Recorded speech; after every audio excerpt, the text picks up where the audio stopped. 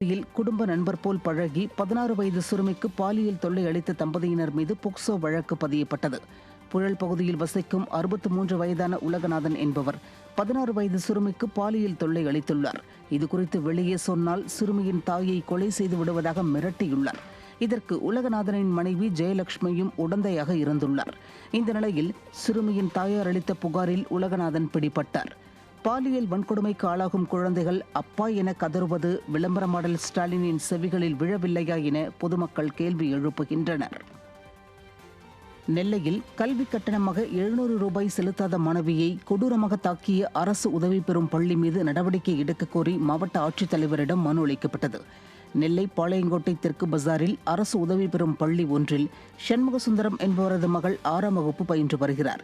இந்த நிலையில் அந்த மாணவி செலுத்த வேண்டிய 700 ரூபாய் பாக்கித் தொகையை செலுத்த கோரி கடந்த வெள்ளிக்கிழமை கலா என்ற ஆசிரியை அந்த மாணவியின் வாயை பிடித்து இழுத்தும் தலையில் தாக்கியும் சக மாணவிகள் மத்தியில் துன்புறுத்தியதாக கூறப்படுகிறது.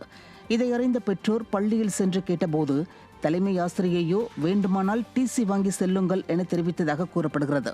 இதனால் மனவேதனையடைந்த மாணவியின் தாய் இதுகுறித்து நெல்லை மாவட்ட ஆட்சித்தலைவரை சந்தித்து பள்ளி நிர்வாகம் மீது நடவடிக்கை எடுக்க வலியுறுத்தி மனு அளித்தார். பிள்ளைங்கள முகத்துல மிரட்டுறாங்க, ஏதோ சொல்லி வச்சு பேசுறாங்க. பிள்ளைங்க எங்க கிட்ட சொன்னதா அப்ப ஏன் சிஸ்டர் கிட்ட சொல்ல மாட்டேங்காங்க? எந்த ஸ்கூல்? $7. அது எய்டட் ஸ்கூல் தானே? கவர்மெண்ட் எய்டட் ஸ்கூல் தானே? ஆமா, அது குழந்தை ஸ்கூல் தான். ஃபுல்லுமே சிஸ்டர்ஸ் நடத்துறாங்க. ஆமா. திருப்பத்தூர் மாவட்டத்தில் டாஸ்மாக் கடையில் உள்ளே புகுந்து 2 போலீசாரிடம் ரகளையில் ஈடுபட்ட சம்பவம் பரபரப்பை ஏற்படுத்தியுள்ளது.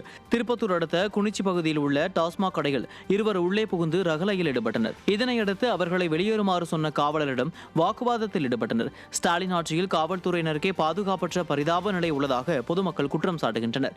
அப்பாவி மக்களிடம் அராஜகத்தில் ஈடுபடும் காவல்துறையினர் சமூக விரோதிகளிடமும் திமுக சார்களிடமும் காவல்துறை பணிந்து பயந்து போவதாக மக்கள் கருத்து தெரிவிக்கின்றனர்.